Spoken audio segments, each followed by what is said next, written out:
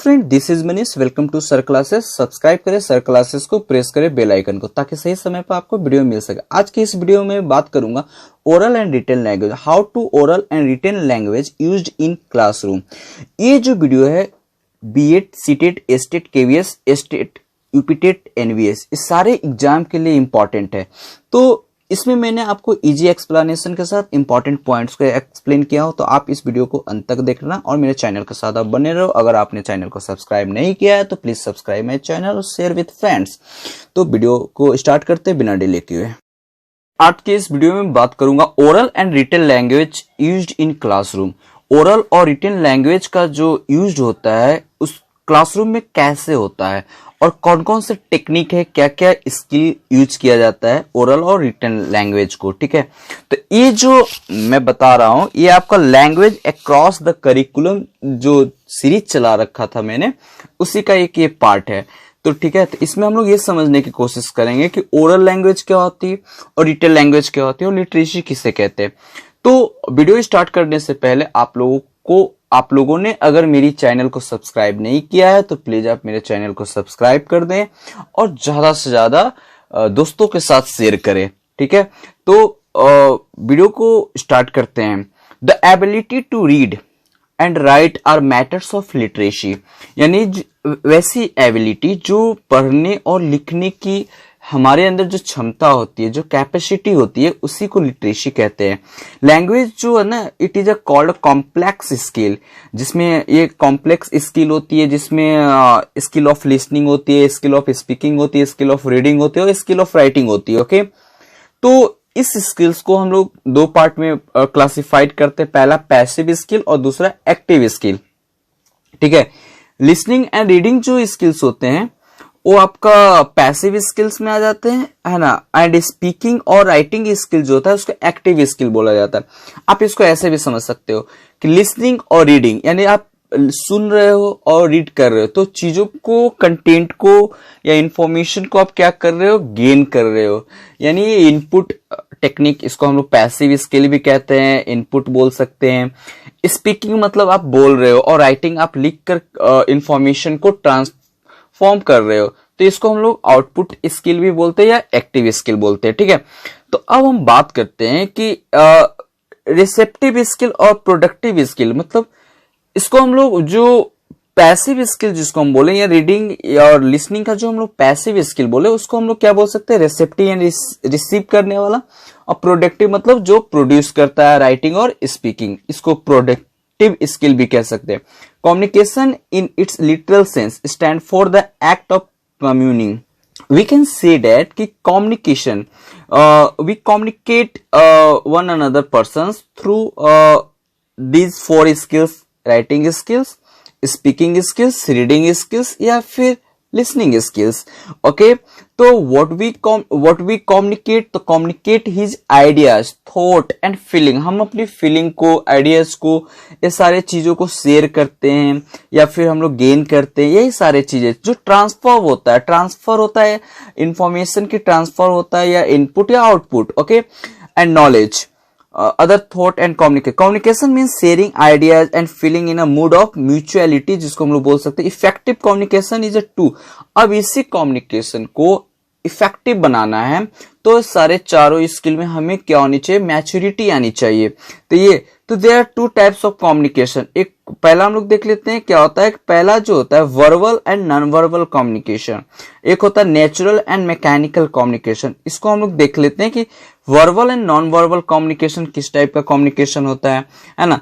तो the communication in which we make use of the oral and written form of language is term of verbal communication. यानी जो oral और written form में जो होता है उसको हम लोग क्या बोलते हैं, verbal communication. The use of language can take one of three form: oral, written and oral plus written. Okay, अब यहाँ पर बात करते हैं कि ये क्या होता है। वी कैन से डेट कि language one can communicate his feeling, thought and intention to other by speaking या फिर listening channel. In written form of language communication, the communicator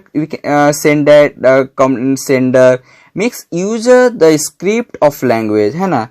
तो it make use to the script of the language just Devanagari, है ना। क्या क्या script होते हैं, जैसे हिंदी का स्क्रिप्ट देवनागरी होता है, इंग्लिश का स्क्रिप्ट होता है आपका रोमन होता है ना, गुरुमुखी होता है जिसको पंजाबी के लिए। For the communication of thought and feeling in written language one writes about it through some written made pencil paper, check board या प्रिंट मीडिया।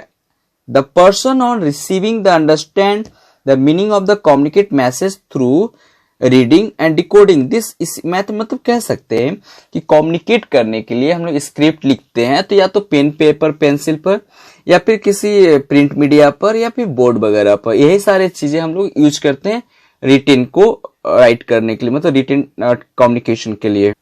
अब टीचर्स की बात करते हैं। The teachers, how the teachers communicate to the people.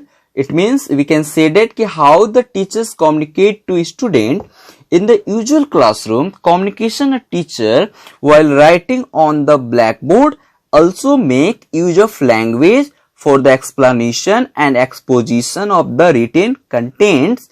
In this way, oral form combined with written form communication, vice versa, always prove। तो कैसे teachers communicate करेंगे, orally या फिर रिटेन, तो रिटेन कहां से, ब्लैक बोर्ड का यूज करेंगे, है ना, ताकि पूरी क्लास को समझा सके। ये सारी चीजें जो होती है non verbal media generally used for giving strength effectiveness of the verbal communication. Okay, non verbal में देख लेते हैं, फेशियल एक्सप्रेशंस होती है, लैंग्वेज ऑफ द आई होता है, बॉडी लैंग्वेज होता है, important mode of non verbal. These are non verbal communication. जैसे आप आई से contact, eye to eye contact कर सकते हो, फेशियल एक्सप्रेशन से आप कम्युनिकेट कर सकते हो, और जो ये बॉडी का जो लैंग्वेज होता है ना, जेस्चरिंग जिसे आप बोलते हो, ये सभी नॉन वर्बल कम्युनिकेशन में आ जाएंगे। अब बात करते हैं कि एरिया ऑफ रिटन या ओरल लैंग्वेज, उसकी एरिया कितनी है ना, ये सारी चीजों को देख लेते हैं। तो पहला हम बात करेंगे फोनोलॉजी के बारे में, क्या होता है। तो फोनोलॉजी को हम बोलते हैं the branch of linguistic, a branch, these are branch of linguistic that deals, जो डील्स करता है सिस्टम ऑफ साउंड, किस सिस्टम ऑफ साउंड को, जिसमें इंक्लूड और एक्सक्लूड फोनेटिक्स होती है विद इन अ लैंग्वेज या बिटवीन डिफरेंट लैंग्वेज, है ना। All language have a set of rule, सभी लैंग्वेज जो होता है उस जो रूल्स का सेटअप होता है, और हाउ साउंड आर कंबाइंड, और इसमें कैसे साउंड इसमें कंबाइंड होते हैं ये देखा जाता है। Young children phonology system develop rapidly, जो बचपन होता है उसमें फोनोलॉजी मतलब साउंड ऑफ लैंग्वेज जो होती है वो काफी तेजी से डेवलप करता है। मोर्फोलॉजी क्या होता है इसको देख लेते हैं। सेकेंड जो एरिया है मोर्फोलॉजी का, the next level of language form deal with the how morphemes are combined to convey meaning at the word level। Example से देख लेते हैं। the root word walk can be modified by adding grammatical morphemes such as walks, walking, है ना।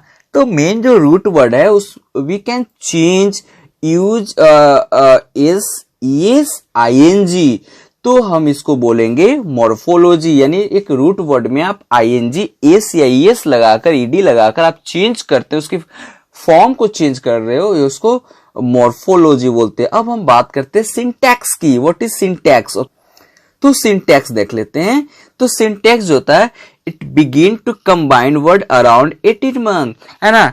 तो ये actually बोला गया कि 18 मंथ में, मतलब ये उस समय में ये स्टार्ट होती है।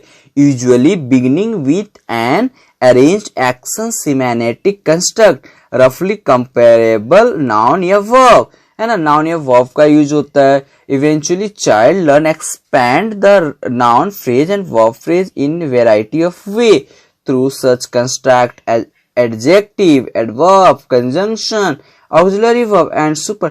सिंटेक्स जो होता है ना, इसमें सब्जेक्ट, वर्ब और ऑब्जेक्ट आता है। इसमें कह सकते हैं it is the structure of sentence sorry. इसमें क्या होता है कि हम लोग एक सेंटेंस बनाना सीखते हैं जिसमें एक नाउन का यूज करते हैं, नाउन सब्जेक्ट की जगह पर यूज होती है, प्रोनाउन सब्जेक्ट की जगह पर यूज होती है। उसके बाद कौन से नाउन कौन से प्रोनाउन के साथ क्या वर्ब यूज होगा उसको जानते हैं और फिर उसके बाद ऑब्जेक्ट का यूज करते हैं। ये सारी चीजें स्ट्रक्चर ऑफ सेंटेंस जो होता है वो सिंटैक्स में सीखते हैं, राइट। उसके बाद बात करते हैं कंटेंट सेमेनेटिक्स। सेमेनेटिक्स जो है वो बात करता है deal with the meaning of language, language की मीनिंग के बारे में बताती है in both oral and written form, है ना। It would seem obvious to us that student who know more word are better readers. अब हम बात करते हैं कि जो आप लैंग्वेज बता रहे हो सेमेनेटिक्स में क्या होता है, जो कंटेंट है उसकी लैंग्वेज की मीनिंग क्या है उसके बारे में डील करती है सेमेनेटिक्स।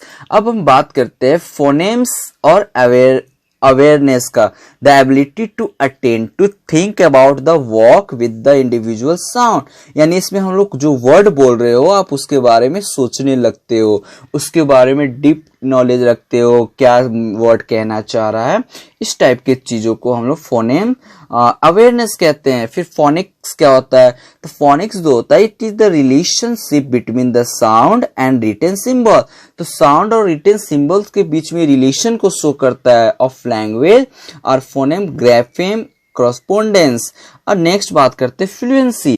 फिर जो होता है फ्लुएंसी की बात आ जाती है कि the ability to read text quickly and accurately, तो यहाँ पर बात आती है कि जो एबिलिटी हमारे अंदर आ जाते हैं एक अच्छा सा कंटेक्स्ट टेक्स्ट को पढ़ने में और उसको क्विक रिस्पॉन्स देने में। फिर वोकैब, जितना आपके पास वोकैबुलरी होगी उस हिसाब से आप चीजों को ज्यादा से ज्यादा अंडरस्टैंड करोगे, मीनिंग की वर्ड फाइंड आउट करोगे, सेंटेंस को जल्दी समझोगे, ये सारे कम्युनिकेट कर पाओगे, है ना।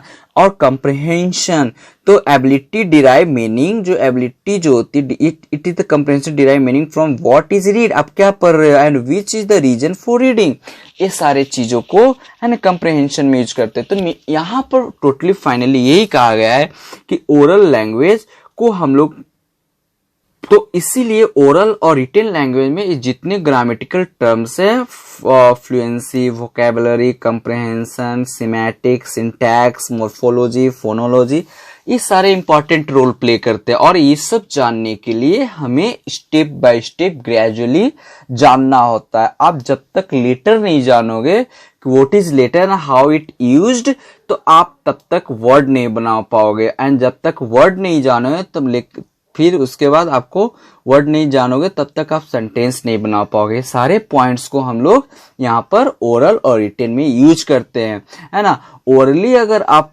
बोलते हो, कोई भी सेंटेंस को सोचते हो, बोलते हो, उसको फिर अच्छे से आप क्या कर सकते हो, रिटेन कर सकते हो, है ना। तो दोनों एक दूसरे से कोरिलेटेड है।